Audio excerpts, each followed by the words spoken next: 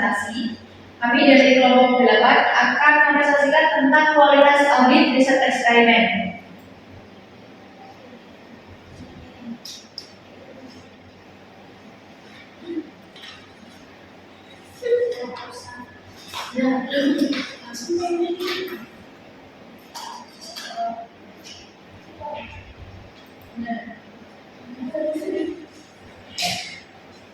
Yang pertama, ada saya Yudi Maharani dengan NIM 2021-12059.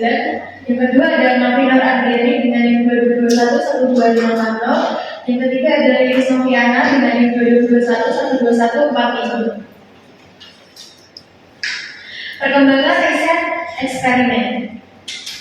Dari sejumlah metode riset yang ada, eksperimen merupakan salah satu metode yang masih jarang digunakan pada penelitian di bidang akuntansi. Sementara eksperimen memiliki nilai tambah yang dapat mengisi dimensi atau aspek lain dalam menjawab tujuan penelitian yang lebih beragam, khususnya pada aspek keperilakuan. Lebih jauh lagi, secara khusus eksperimen menginvestigasi aspek kualitas dalam suatu model penelitian. Publikasi jurnal ini sangat langka. Pada tahun 2017 hanya 5 jurnal yang terindeks kita, lalu pada tahun 2018 mulai ditemukan beberapa artikel. Selanjutnya ada definisi metode riset eksperimen. Menurut Manhardi dan Utami pada tahun 2016, riset eksperimen adalah tipe riset yang menekankan pada aspek hubungan sebab akibat antar variabel penelitian. Selanjutnya, menurut Wohley, Runeson, Olson, Rachel Wesley pada tahun 2012, a formal, rigorous, and controlled investigation, control over the situation, and precise, systematic, and direct behavior manipulation. Selanjutnya, menurut Montgomery pada tahun 2019, a test of series of runs in which purposeful changes are made to the input variables of a process or system so that we may observe and identify the reasons for change that may be observed in the output response.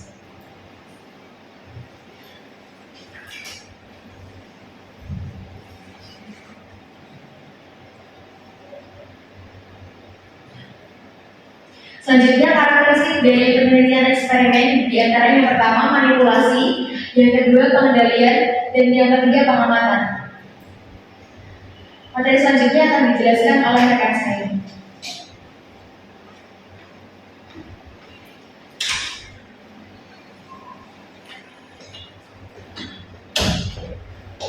Selanjutnya yaitu riset audit. Riset di bidang audit ini seringkali berkaitan dengan aspek perilaku dalam pelaksanaan penugasan, pelibatan keputusan yang menggunakan media dan bahasa kerja tersebut. Dan beberapa aspek yang dapat diangkat meliputi bagaimana seorang auditor bereaksi saat diberi kondisi kerja tertentu, menggunakan media penyajian informasi khusus, atau menghadapi permasalahan yang dikelompokkan dalam beberapa level, dan setiap variabel yang diberikan pada satu kondisi auditor tertentu dapat memicu pola reaksi yang berbeda. Dan hal ini berguna dalam membentuk strategi pelaksanaan audit yang efektif dengan memperhatikan aspek manusia yang ada di dalamnya.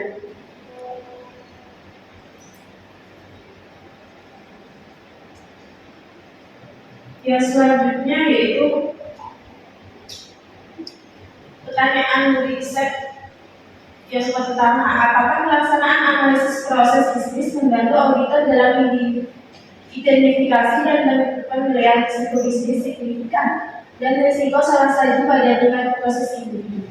Dan apakah auditor membutuhkan penilaian tingkat entitas mereka atau penilaian tingkat proses bisnisnya? Untuk melaksanakan kedua hal ini menjadi suatu hal yang penting karena setiap isu di atas terkait dengan kualitas audit yang dicerminkan melalui penilaian auditor terkait risiko.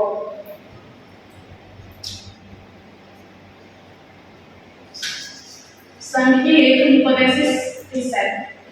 Pelaksanaan analisis proses bisnis seharusnya memperdalam dan menguatkan prosesan kognitif auditor atas risiko bisnis dan juga membantu menggabungkan risiko-risiko yang ada dengan risiko di tingkat entitas. Pada saat melakukan analisis proses bisnis dari proses bisnis sendiri, auditor terprestasikan bukti yang ada dalam konteks tingkat yang dikembangkan saat melakukan analisis risiko di tingkat entitas.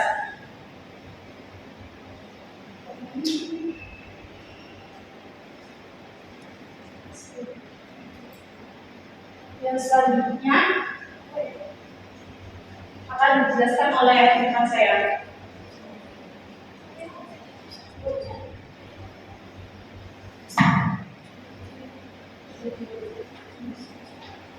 Selanjutnya hipotesis besar. Yang pertama, untuk auditor yang melakukan analisis proses bisnis atas proses bisnis inti entitas, terdapat hubungan positif antara resiko bisnis dari proses inti dan signifikan teridentifikasi dan resiko bisnis signifikan teridentifikasi pada tingkat entitas. Yang kedua, untuk auditor yang melakukan suatu analisis proses bisnis atas proses bisnis inti entitas, terdapat hubungan positif antara resiko bisnis dari proses inti yang signifikan teridentifikasi dan penilaian mereka atas resiko salah saji pada tingkat proses. Yang terakhir, penilaian auditor atas resiko salah saji pada tingkat proses bisnis inti secara positif berhubungan dengan jumlah risiko bisnis signifikan yang teridentifikasi pada tingkat level dan penilaian risiko salah saji tingkat entitas. Hubungan ini lebih kuat bagi auditor yang melakukan analisis proses bisnis formal.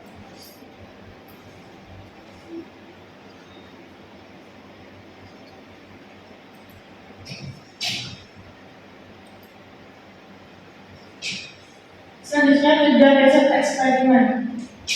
Riset eksperimen memiliki tujuan penelitian yang spesifik, di antara yaitu yang pertama mengonfirmasi teori, yang kedua menguji pemahaman, yang ketiga menyelami hubungan, yang keempat mengevaluasi kekuatan model, yang kelima memvalidasi beragam ukuran.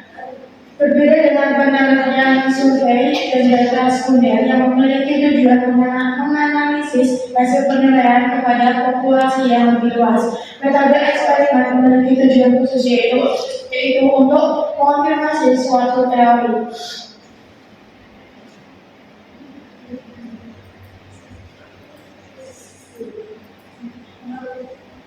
Selanjutnya riset eksperimen. Variabel riset penelitian melakukan eksperimen dengan desain analisis proses bisnis BA dikali 1 dengan antara subjek. BPA merupakan faktor yang akan diselidiki sekaligus sebagai variabel independen. Para partisipan diminta mendokumentasi tujuan kunci dari proses ini. Aktivitas kunci dan resiko terkait. Kos transaksi signifikan dan menilai dua resiko, yaitu yang pertama resiko bahwa tujuan menyeluruh dari proses tidak tercapai. Yang kedua, resiko salah satu untuk kos transaksi dan saldo akun terdampak oleh proses tersebut.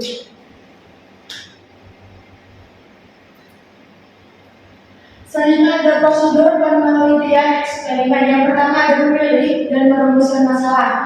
Yang kedua memilih subjek dari instrumen pengukuran. Yang ketiga memilih desain penelitian. Yang keempat melaksanakan prosedur. Yang kelima menganalisis data. Yang keenam merumuskan kesimpulan. Selanjutnya ada validasi eksperimen. Untuk validasi internal, yang pertama ada historis, yang kedua ada maturasi, yang ketiga ada testing, yang keempat ada instrumental, yang kelima ada regresi statistik, yang keenam ada seleksi subjek yang berbeda, yang ketujuh ada interaksi seleksi maturasi. Yang selanjutnya ada validasi eksternal. Yang pertama ada interaksi pretest perlakuan, yang kedua ada interaksi seleksi perlakuan, yang ketiga ada spesifikasi variabel, yang keempat ada pengaturan reaktif, yang kelima ada interferensi perlakuan jamaah, yang keenam ada kontaminasi dan bias eksperimen.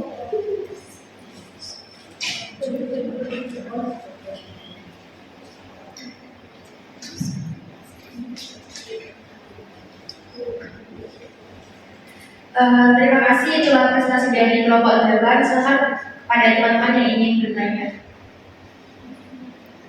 Silakan Kak Aldi dulu.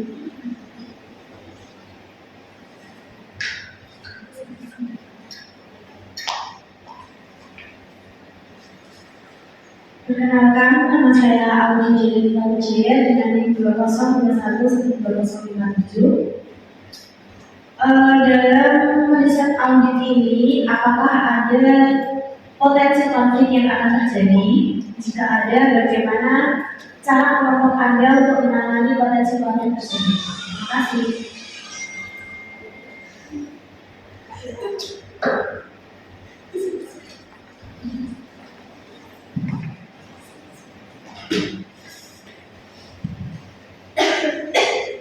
Perkenalkan, saya Rahma Sumiana di 2021-1949.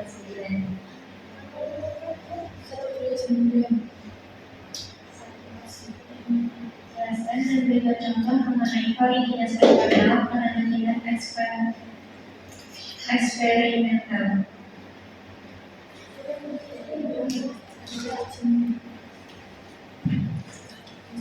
Kami dari kelompok data meminta waktunya sebentar untuk mendiskusikan pertanyaan yang telah teman-teman berikan. Izin menjawab pertanyaan dari Audi. Apakah dalam riset Audi dapat terjadi potensi konflik dan bagaimana cara kelompok Anda mengenai potensi konflik tersebut?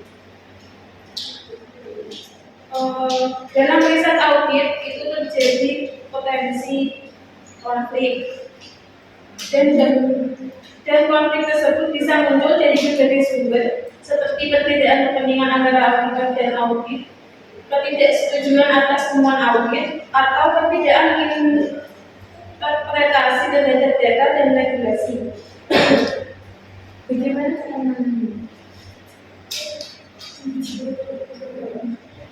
Beberapa cara untuk menangani potensi konfliknya yaitu pertama, komunikasi terbuka, kedua, pendekatan kolaboratif, ketiga, menyusun protokol yang jelas, keempat, mediasi dan arbitrase, kelima, pelatihan dan edukasi, keenam, dokumentasi yang tepat. Terima kasih.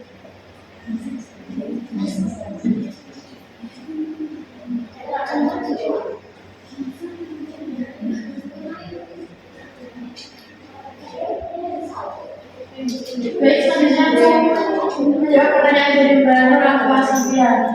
Berikan contoh mengenai validitas eksternal penelitian eksperimen. Yang pertama, interpretation of treatment and treatment.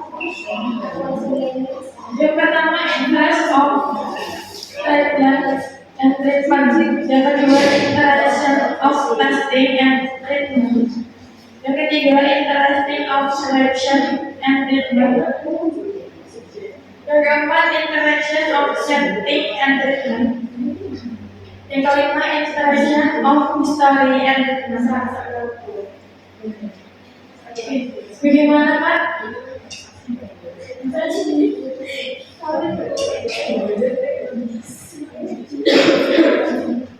Sekian presentasi dari kelompok debat. Mohon maaf apabila ada kesalahan. Terima kasih kepada teman-teman yang telah berpartisipasi.